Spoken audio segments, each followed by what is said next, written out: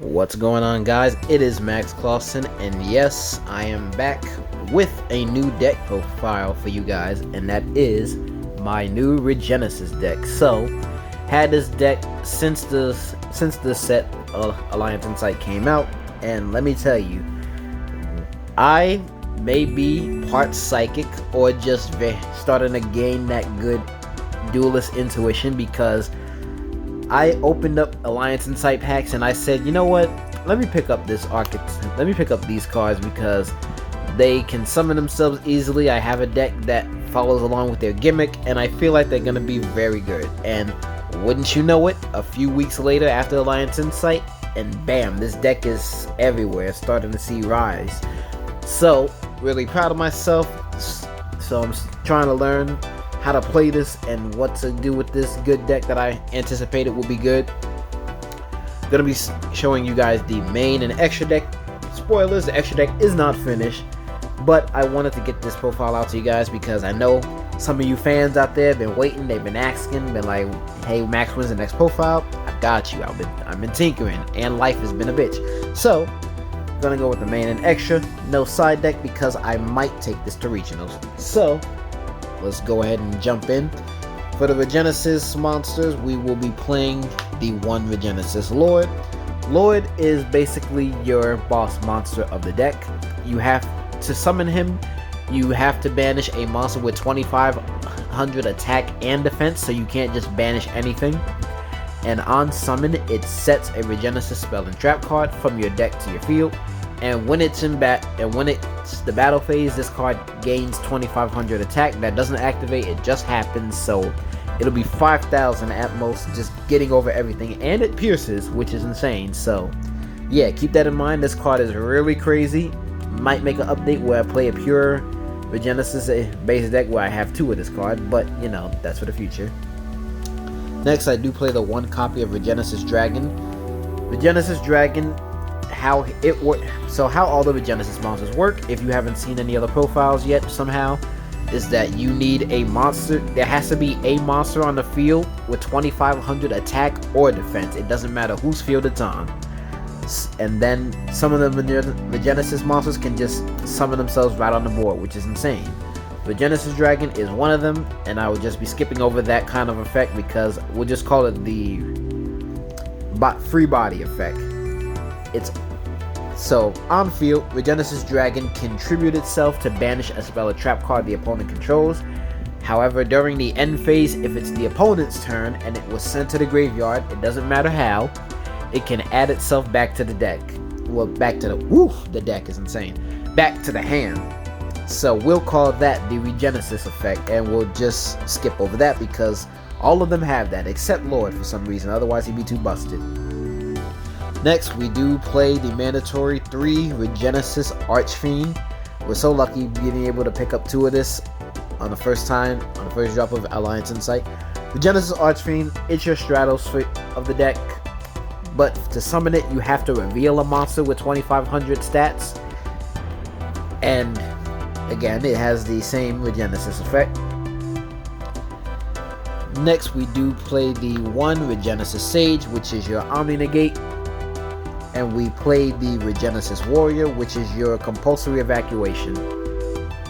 Next up, we have the 3 Regenesis. What a great card name, just point and simple. Another Stratos card for your deck. Search your Regenesis monster, but during your turn, you can banish this card from the graveyard except the turn it's sent there, and summon one of your Regenesis monsters back from your graveyard. Pretty great. Next up, we have the 3 Regenesis Code. You have to be maximizing on this to the fullest. This is your E-Telly for the deck. However, when you activate this card, you are locked out of your extra deck until your opponent's end phase. And you can ban it, just like Regenesis. You can banish this card from the graveyard, but you can summon one of your banish one of your banished Regenesis monsters. So, this, as you may already guessed, this deck focuses a lot on recurring itself or regenerating itself. Aha, lore. Next, we play the 1 mainstay trap card, which I might bump up to 2. I'm not entirely sure because this card is crazy. And that is Regenesis Birth. Now, Regenesis Birth, if you haven't heard all the hype, This card is crazy. When you activate it, you can activate its effect, and it does quite 3 things essentially. The first effect is that you Foolish Burial one of your Regenesis monsters, and then if you do that, you Book of Moon one of your opponent's monsters. So that's 2 effects in one. It's a Book of Moon and a Foolish Burial. Its other effect is that you can send it from the field to the graveyard, and then summon back as many of your banished or in graveyard Regenesis monsters as you like. So it's a return from a different dimension, that trap card or spell card, whichever you be. And that's crazy. Now that's going to be it for the Regenesis lineup. As you can see, it's very, very small. In the future, we will be getting a new spell card and a new trap card, which makes this deck insane. God, I can't wait for that. But next, we're on to the best engine in this deck, and that will be 3 Kashtira Unicorn. Just banish your opponent's 1 detonator, their 1 white binder, their 1 crimson heart, whatever you have you. Anything that you know you're up against, just summon this. It demands a response from your opponent, because if not, it's going to rip apart their extra deck of those key 1-ofs that they only have now, or that they only play. Following up is that it's Cohort in Crime, the 2 Kashtira Fenrir. You can play 3, but I choose to only summon 2 because your main target is going to be Unicorn, because if you don't notice, he has 2,500 attack points, so your Regenesis monsters play off of that. Next up, I do have the 2 Pressure Planet Wraithsoft. Chose to only play this at 2 to not fully play into Droll. Even though this deck can play around hand traps to an extent, you still gotta respect the ones that are very prevalent. Next, I do play the 1 Kashtira Theosis to help get either Unicorn or Fenrir onto the field, so I can have even crazier board presence. And I do play the 1 Kashtira Birth because this card is insane, being able to normal summon any of your level 7 monsters without tributing, or to summon one of your Kashtiras that are banished or in your graveyard. Just keeps the grind game going. And if your opponent activates a spell card while you control a Kashtira and this card's face up, you can banish 3 cards from their graveyard face down. Now we'll get into the non-engine of the deck, and it's quite a lot. So one other reason that this deck is kind of insane is because I realized that you can play 3 copies of Lava Golem. Yes, sir. 3 Lava Golem. Boy, never thought you'd see this card coming back unless it's like a stun deck or whatever. But Lava Golem is very, very, very good right now, being able to just get rid of 2 of your opponent's problematic monsters. Give them a big body that you can also use to your advantage, because your Regenesis monsters can just summon themselves. And yeah, and it's a burn card for time, so. And it turns off any other. It's just a good card. It's all it is. I don't know why I gotta explain this a lot for them. But we are going to the hand traps. We have the 3 Fualos, self-explanatory.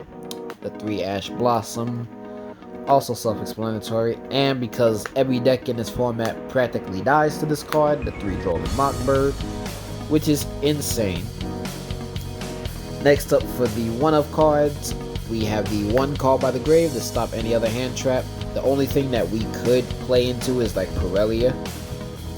We have the 1 Crossout just because we play and side deck most of the good staple cards that people play. We play the 1 Pot of Prosperity because, like I said, this deck doesn't really care about the extra deck like that. So you can afford to play the Prosperity and or Extravagance, or both. And I play the 1 Triple Tactics Talents for if my opponent does activate something on my turn, you know, it's talents. And I do main the 1 Tikaboo because everything in this deck is a completely different type of monster from each other. So this definitely shuts down Malice, this shuts down Ryziel. They have to waste their aggregator effect to negate this. It kind of stops Blue Eyes as well, because they can only control the dragon and spellcaster. They can't synchro into anything. They can barely link into anything because some of the link 2s are also spellcasters and whatever have you. So yeah, very good card. Choose to main deck it. that is it for the main deck, a clean 40. Now we're going into the extra deck.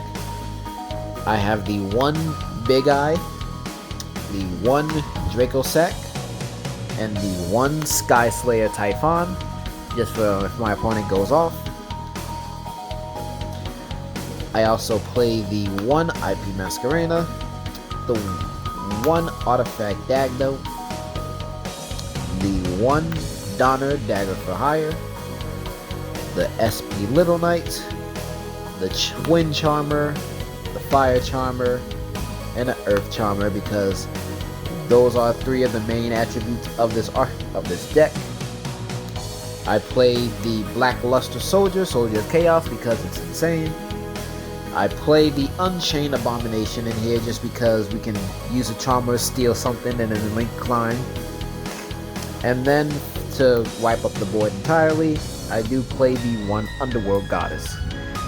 I do have 2 extra slots that can be anything. It can be another rank 7, which is going to be, so it would be the Red Eyes rank 7 that just, you know, every time you take a breath you take 500 or 700, whatever it is. And the other would be the Dark Arm Dragon XE monster to just clear up a board and banish stuff from the graveyard, which really helps.